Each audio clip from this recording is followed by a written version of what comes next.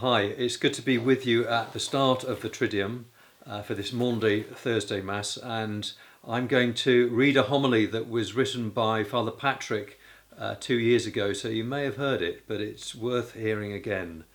It's very condensed, so the great thing about this technology is that you can listen to this again if you need to.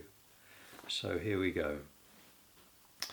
Professor Stephen Hawkins, the renowned theoretical physicist, once said, "One can't prove that God doesn't exist, but science makes God unnecessary. The laws of physics can explain the universe without the need for a creator. Whatever may have occurred before the origin of the universe cannot be observed by science, so it was irrelevant to him. But within the realm of science, he travelled in his mind throughout all of time and space without leaving his wheelchair. Doctor Who travels through most of time and space in our fictional universe in a TARDIS, time and relative dimension in space.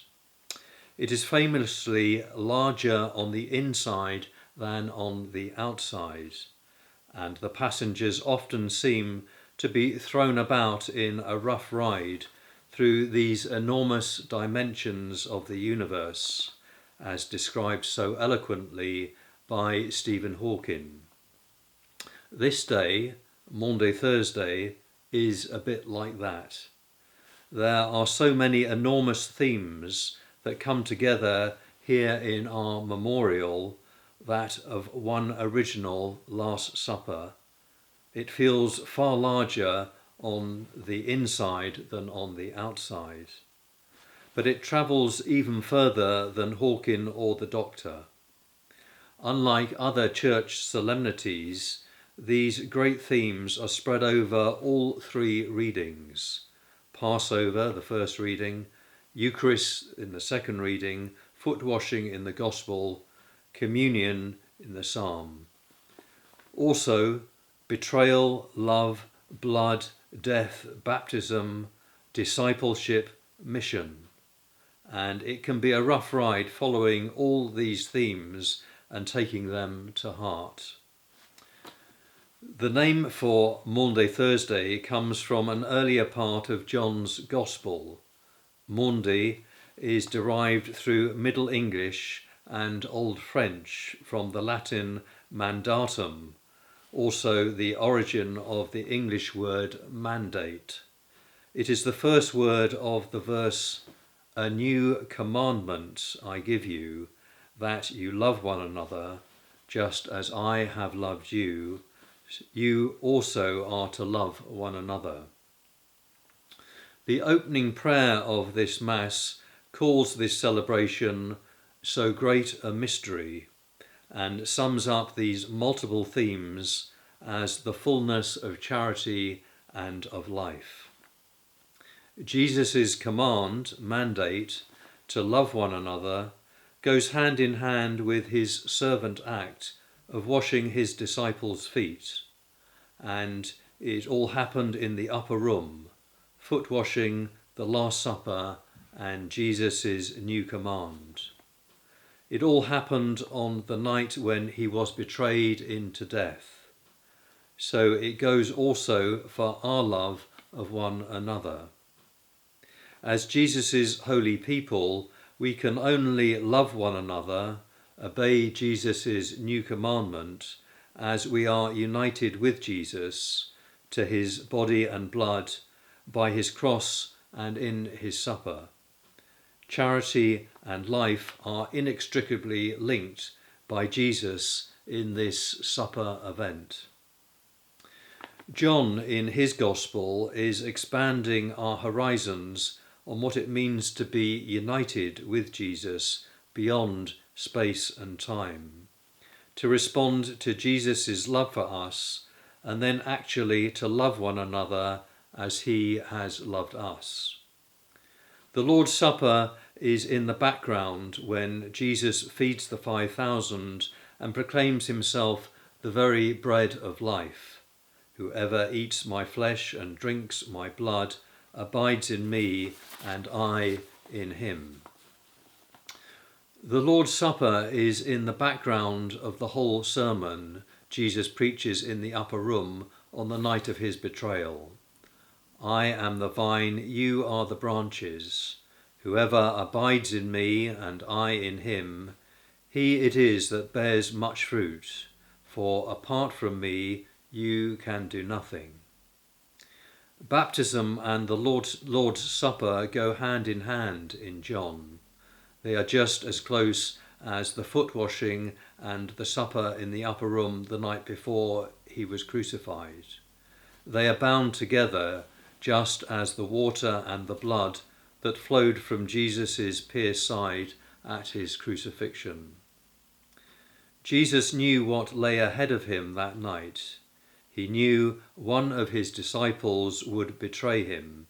He knew that the time of his Passover was near, the time when his blood would paint the wood of the cross so that death might pass over.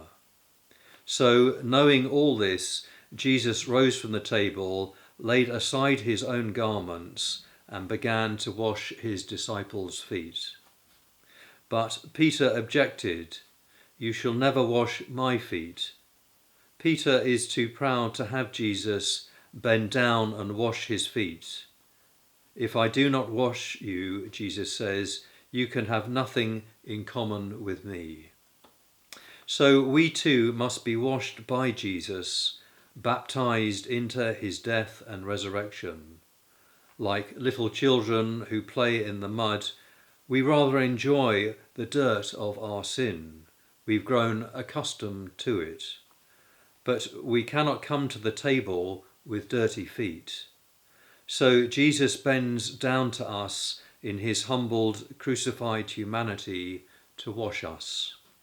He reaches down to the dirtiest and most soiled places in our lives, down to the soles of our feet, where we touch the earth from which we were made, the dirt to which we will return in death. He reaches down to the place where the dirt of our earthly life is ground in and stubborn. And washed by Jesus, baptized into his death, we are cleansed from head to toe. And washed by Jesus, you are clean, ready for supper. At his table, Jesus is host and servant and main course, all at the same time. He gives his precious body to eat and his Passover blood to drink. And as fruitful branches are to the vine, you are to Jesus at his table. He is the true vine, you are the branches. You are grafted into Jesus through faith and baptism. You received his life into you. Apart from him, you can do nothing. His life flows from the cross to the chalice and into your mouths, and his life in you bears fruit. His love for you overflows to your neighbour. Jesus' new mandate to his disciples is to receive his love in all the ways he wants to give it. Jesus' new mandate means being loved by him so that his love flows through you to one another. His love is poured out for you in his death and poured into you in his baptism and his supper. As we learn to be filled with Jesus' self-giving love, his love flows through us to each other. In Jesus, we have travelled beyond the limits of time and space, beyond the realm of Stephen Hawking and the Doctor, into the very heart of the Trinity. We can now confidently pray that we may draw from so great a mystery the fullness of charity and of life. Amen.